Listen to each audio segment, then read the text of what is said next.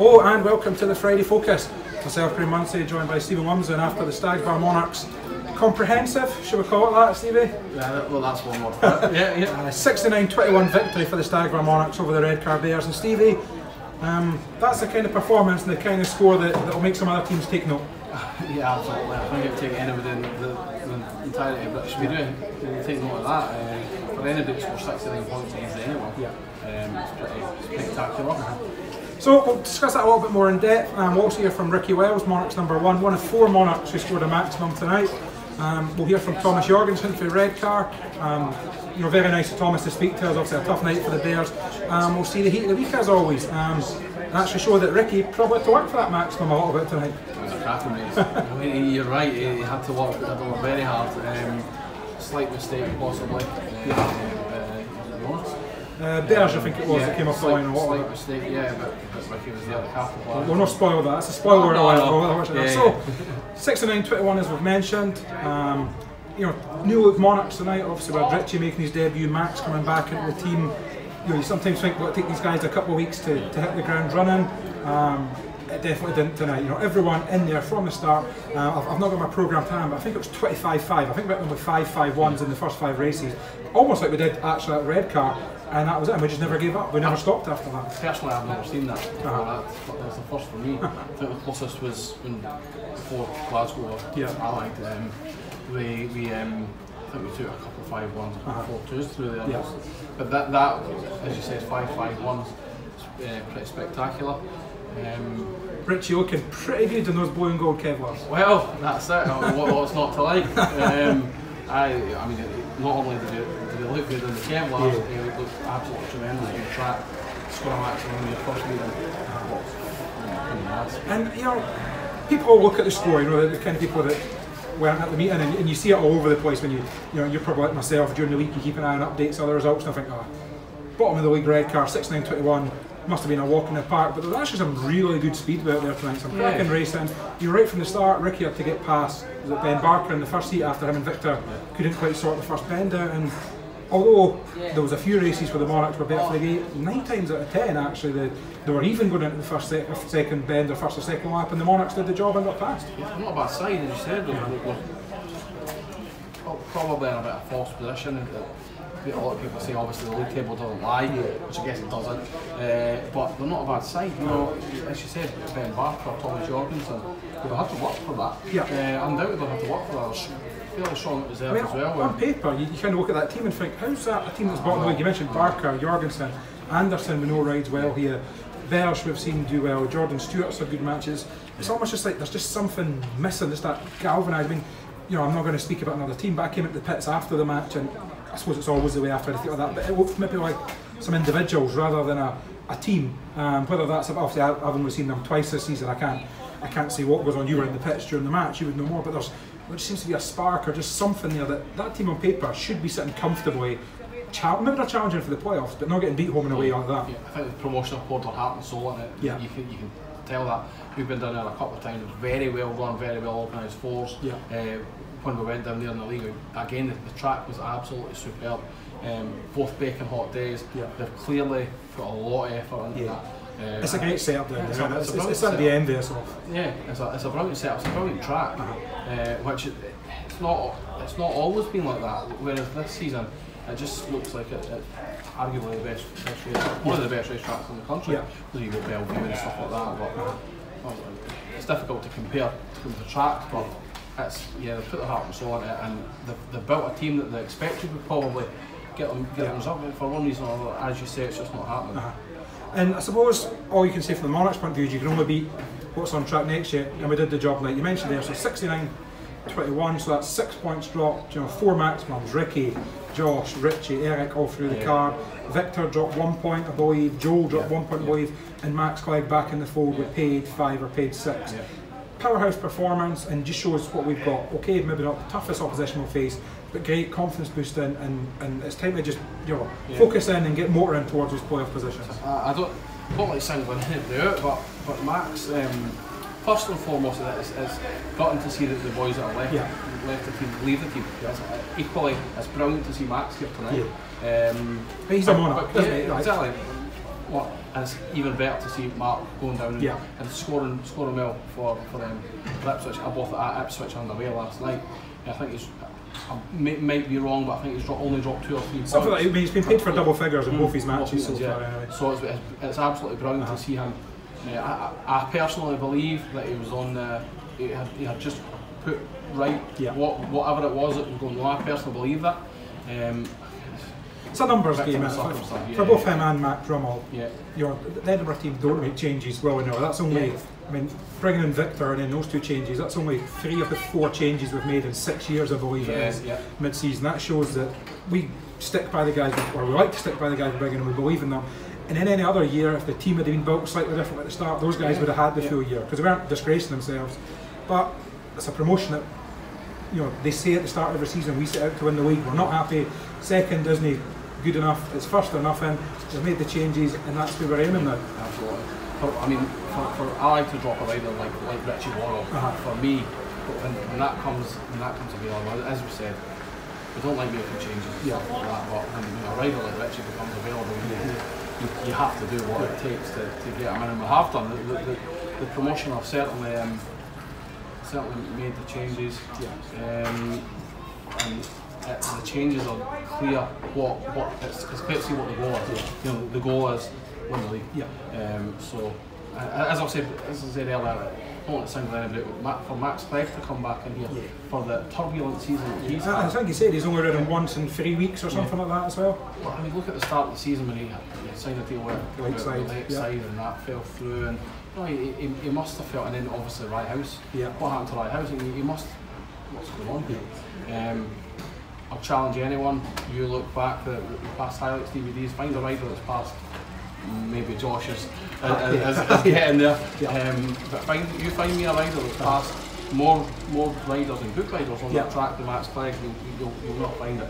Exactly. I think he just needs a little bit of belief. He needs to realise that he is the rider that certainly I can see that a lot of the boys in the pits can see. His team Matthew, everybody can see. I mean, Matthew's been quite loyal and stuck by him for a reason. But yeah, I think we've got an exciting rider. And you mentioned there, obviously we bring Richie in. You know, when Glasgow drop their number 1 and we can bring him as their number 3, it's almost a no-brainer. Obviously that's the way the averages work in Glasgow. I've sent Cookie, and that'll work out for them. We all know what a rider Cookie is. But we better not forget that our number 1's up there, if not the top, or the second top man in the league, Ricky Wells, and I spoke to Ricky after the match. So Ricky, a big win for the team and a maximum for yourself. Doesn't get much better than that. Yeah, you know, I went into this meeting, done what I should have done. So track was really good tonight. It had plenty of dirt on it, a little bit choppy and stuff, but you know, I think it worked in our benefit. A lot of the other Redcar boys are struggling a bit, but we need that home track advantage. So glad to finally have it now, and to be honest, the whole team worked good together. You know, Richie had a great debut, unbeaten, and Pico had a good night as well. They seem to be riding really good together, so the chemistry good's there, and me and Eric ride good together, and same as me and Victor. So you know, great team performance overall. Can't fault anyone, so just have to move on from here and do this every week. And four maximums for the guys. You probably had to work the hardest for yours. Heat 10, did you forget you had to pass those guys? Yeah, I don't know. I tend to make one mistake a meeting lately, and you know, I went off the start. I went off 4, and 4 wasn't very good, but I done a lot of gardening, and man, I just missed it completely. And I actually pulled my clutch all the way back in because I thought the plates were slipping, and felt it had clearance. I'm like, oh, it must have just been me. And I said to Campbell and Alex, I said, man, I did the second lap, and I'm like, oh, I got quite a bit of work to do here. And finally woke up the last lap. Berger messed up coming off turn 4, I believe, and you know, my bike was just lugging that much with how grippy it was, and it was hard in traffic because I had no revs at all, and eventually just put her on the grass really, and got past B. Anderson, I believe it was, and yeah, stole the paid win on the line, but it's always good. It makes me realize, I mean, feels a little bit better, having to work a little bit harder. I mean, when you make 5 starts, it's you kind of finish and you're like, yeah, I just gated good. But I had to work for my points tonight. Even in Heat 1, Victor couldn't turn in the first race and took me a bit wide, and you know, I had to work and get past Barker, I think it was. So great result. But overall, I mean, great team performance. You mentioned that there. From a team point of view, that's a result that will make other teams sit up and take notice. You know, Redcar, okay, they're bottom of the league, but they're not a bad team, and to put 69 on them with the 2 new guys in the team tonight, the other teams are going to have to know that the Monarchs are on the charge now. Yeah, you know, I've seen on a slick night around here, Jorgensen go really good, Barker can go good, B. Anderson can go good as well. So they're not a bad team, but you know, I think everyone struggled with conditions a little bit tonight because we didn't actually know how grippy it was. But I told all the boys on Track Rock, I said, this has got a bit on it, and everyone was kind of like, oh yeah, all right. But I think they believed me after the first round of races. But no, we need to push on from here. We can't be losing at home. We've got to pick up points away from home. That's simple as that. So yeah, if we do that, if everyone does our job, me, Eric, and Richie, we're a strong top 3 now, and yeah, I did say that as soon as Richie came into the team. I said, oh, there'll be a few, not arguments, but who's going to get Heat 15 week after week. But that's good. That's the way it should be. I mean, beginning of the season, it was always just me and Eric.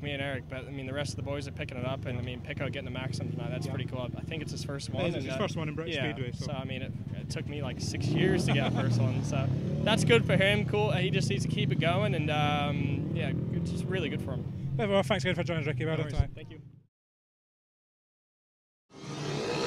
Heat 10, it's Jonas B. Anderson, Victor Palavara, Dimitri Bears and Ricky Wells. Palavara who's gated with Ricky at the back. So what can the number 1 do from that position? Got a bit of traffic in front of him. Palavara leads the way. Sure, Ricky's looking for his chance, but so far there's still a fair gap. Trying to come inside Anderson.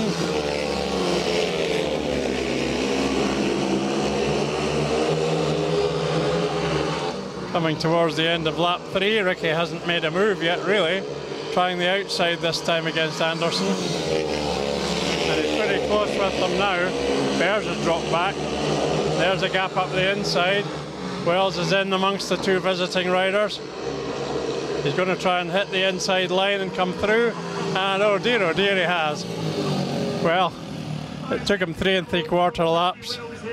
But he found the gap on the last bend and passed both the visitors to take a paid win, which it didn't look like he was going to get for much of the race.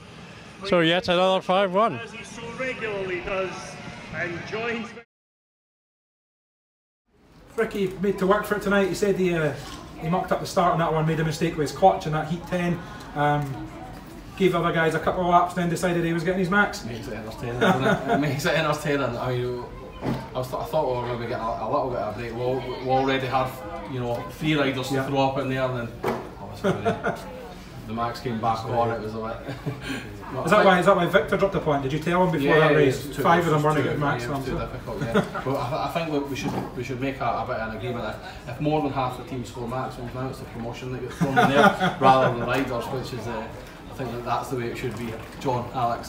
Over here. Yeah. So from a Redcar point of view, going back to them, obviously you mentioned on paper the likes of Barker, Jorgensen, normally good riders.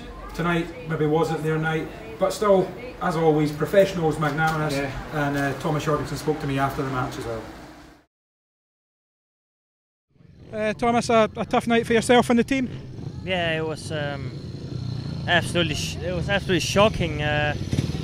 That's all I can say, really. It was very, very embarrassing, and I just have to say I'm so sorry to the fans who came here, especially the Redcar fans who travelled from Middlesbrough, and we're all very sorry for the result, and it's nowhere near good enough. I guess all you can do after night tonight is sort of brush yourself down and remind yourself of results, like the point at Ipswich the other week, and you know it's not. Okay, Redcar bottom of the league, but it's not a bad team. You know, when you look at the names in the team, it's a good team. Just maybe need to get a wee run of fixtures going, get a bit of confidence going in, and try and get off the foot of the table. Yeah, we just have to. We can't lose at home. We have to definitely win them, and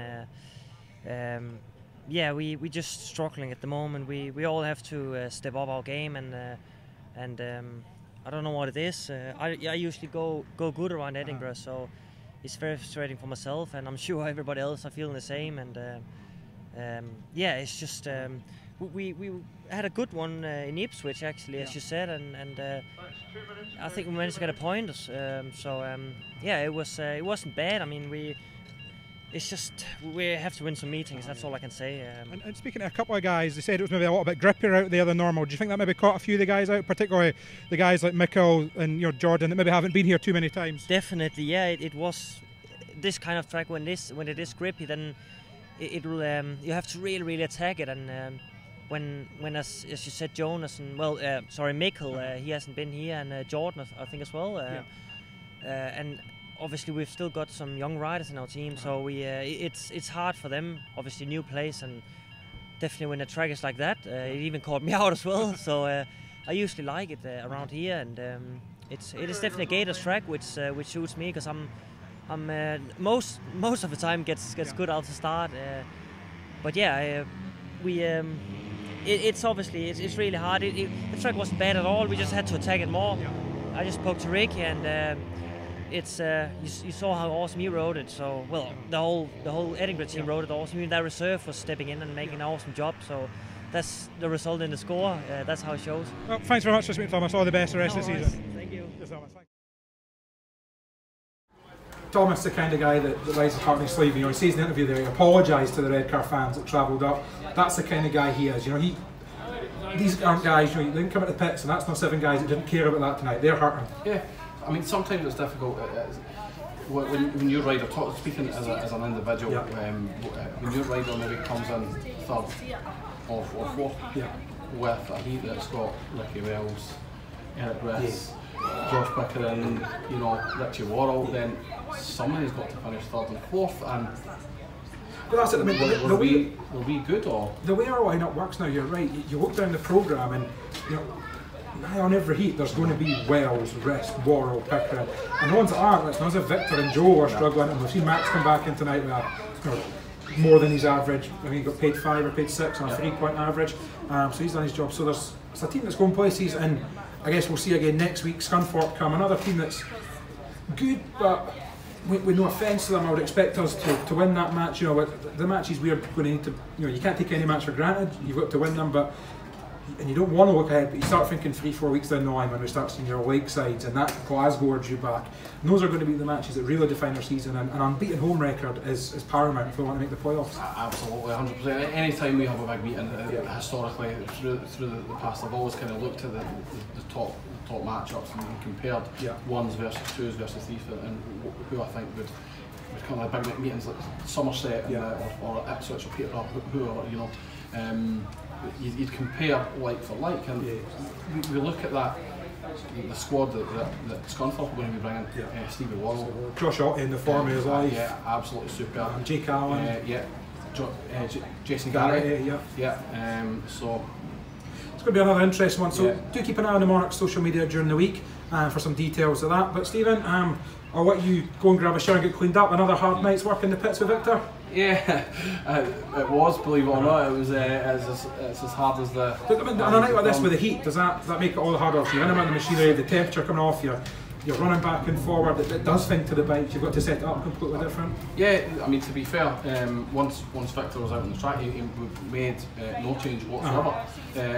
So he was happy with the setup. I think the heat was just energy sapping, but.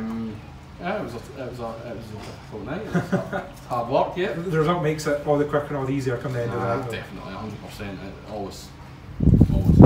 So, in summary, I think we're going to wrap it up. That was the first rumble and a thunder I heard there. The forecast with storms come in, the wind's picking up, and I am just on the edge of the pit. So if it starts, I'm the one that gets soaked. So we'll cut it right there. Thanks very much for joining us. As I say, do keep an eye on the Monarchs social media during the week for some details of the Scunthorpe match next week. But apart from that, thanks very much. Thank you.